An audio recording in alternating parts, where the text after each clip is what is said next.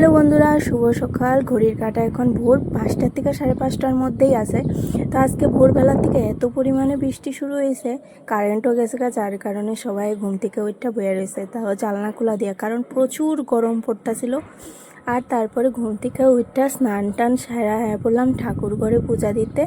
আজকে কয়েকদিন ধরে সারাদিন শুধু বৃষ্টি হয়ে যাইতেছে, একটু পরপর বৃষ্টি আয়ে আবার একটু পরপর রৌদ্র ওঠে। তো যাই হোক, আগের ভিডিওতে আমি যে দুইটা গিফটের কথা কইছিলাম, এটা হচ্ছে এইগুলি ছোট ছোট দুইটা সোনার হার আমার গোপাল ঠাকুরের লেগা।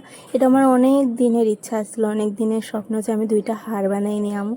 যদিও স্বপ্ন আমার, আর ইচ্ছা হচ্ছে তাইনের, কারণ গোপাল ঠাকুরের ইচ্ছা ছাড়া তো একটা পাতাও লড়তো না। তো যাই হোক, অনেক দিন পর আমার সেই আশাটা পূর্ণ হলো।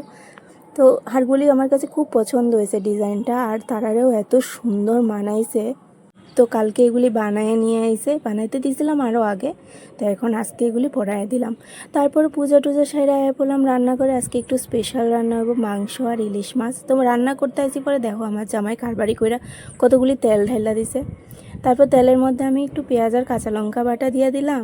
তারপরে তার মধ্যে হচ্ছে হলুদ আর স্বাদ মতো একটু লবণ দিয়ে দিলাম। একদম শর্টকাটভাবে আজকে ইলিশ মাছটা রান্না করছি, কোনো ঝামেলা নাই, বাস সিদ্ধ। তারপরে কাঁচা মাছগুলি সবগুলি দিয়া ভালো করে ম্যারিনেট করে কতক্ষণ আমি ঢাকা দিয়েছিলাম, প্রায় অন্তত 10 মিনিটের মতো।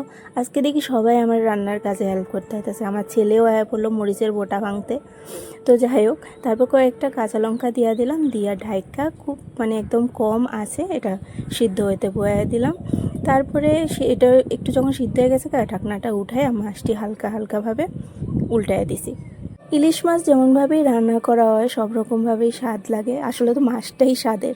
তারপরে ইলিশ মাছটা বসায় এদিকে আমি মাংসের লেগা সব কিছু কাইটটা জোগাড় করে নিয়েছি।